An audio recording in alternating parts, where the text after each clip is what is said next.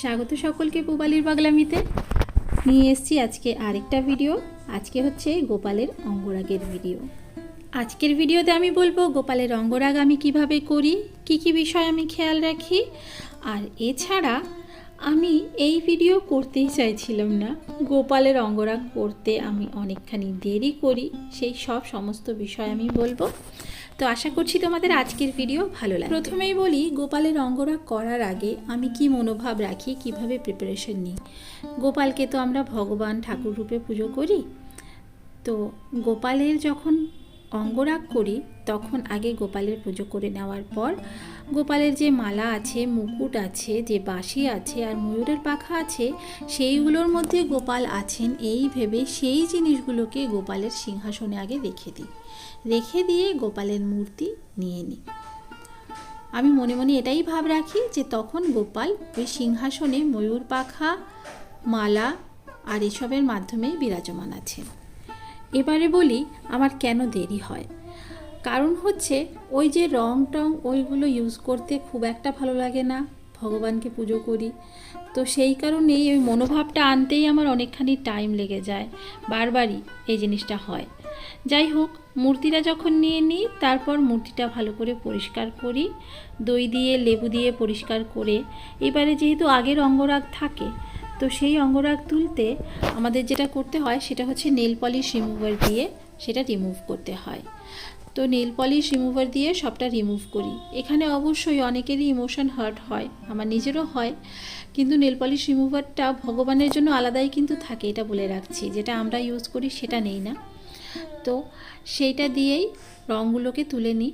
আর এইবারে দেখতেই পাচ্ছ আমি গোপালের সঙ্গে কিন্তু মা লক্ষ্মীর আর নারায়ণের মূর্তিটাও আমি অঙ্গরাগ করছি আবার। তো এইবার বলি, এই কন্টেন্টটা করতে চাইছিলাম না, সেটা কেন? আসলে আমি আমার ভিডিওতে অনেক সময় পুজোটা দেখাই, অনেক কিছুই দেখাই, তারপরও সেটা কিন্তু আমার কন্টেন্ট নয়। তো সেইভাবেই গোপালের কোনো বিষয় আসলে আমার কন্টেন্ট নয়। হ্যাঁ, পোশাক সেলাই করা, সেটা সেলাইটা আমার কন্টেন্ট, গোপাল আমার কন্টেন্ট নয়। তো সেই কারণে আমি গোপালের অঙ্গরাগটাও আমি চাইছিলাম না। তবে আমাকে সঞ্জনা একবার বলেছিল, দিদি তুমি গোপালের অঙ্গরাগ করো, একটা ভিডিও করো না কেন? তো তখন ভেবেছিলাম, এইবারে ভাবলাম যে একটা ভিডিও না হয় করার পর আমি এটাই ভেবেছি যে এটাই শুরু আর এটাই শেষ, এরপরে আমি আর এইসব ভিডিও করব না, মানে অঙ্গরাগের ভিডিও, এইসব ভিডিও আমি করব না। যতটুকু আমার মনে হবে শেয়ার করা যায়, যতটুকু আমি করব, ভাববো, আমার মনোভাব যতটুকু বলবে সেটাই আমি করব, মানে এই পুজো বা গোপাল বিষয়ক আর কি।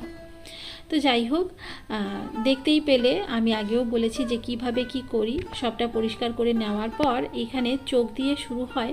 চোখের মধ্যে আমি আগে সাদা রঙটা লাগিয়ে নিই, সেই রঙটা শুকিয়ে যাওয়ার পর আস্তে আস্তে বাকি পেন্টিংগুলো করি। তো এইখানে মা লক্ষ্মীর ব্লাউজটা করছি, যেটা আগে ছিল না, এবারে আমি করছি। আর এরপরে আস্তে আস্তে দেখো গোপালের গায়ের মধ্যে যে রঙটা দিতে হয়, অঙ্গরাগটা যেটা হয় আর কি, সেটা একটু একটু করে কিন্তু আমি এখানে করে নিচ্ছি। আর দেখতেই পাচ্ছ আমার গোপাল একেবারেই ছোট্ট, তো আমার খুবই অসুবিধে হয় করতে, চোখে ভীষণ চাপ পড়ে। আমি এখানে তুলি ব্যবহার করেছি বিভিন্ন রকমের, এমনি নর্মাল 0 সাইজ তুলি ব্যবহার করেছি।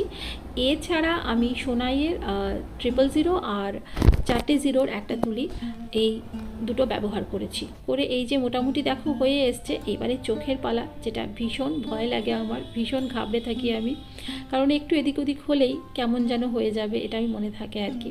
তো চোখের কিছুটা দিয়ে দেখো এবারে আমি মা লক্ষ্মীর চোখটাও করছি, যেটা আরও কঠিন, আরও ছোট।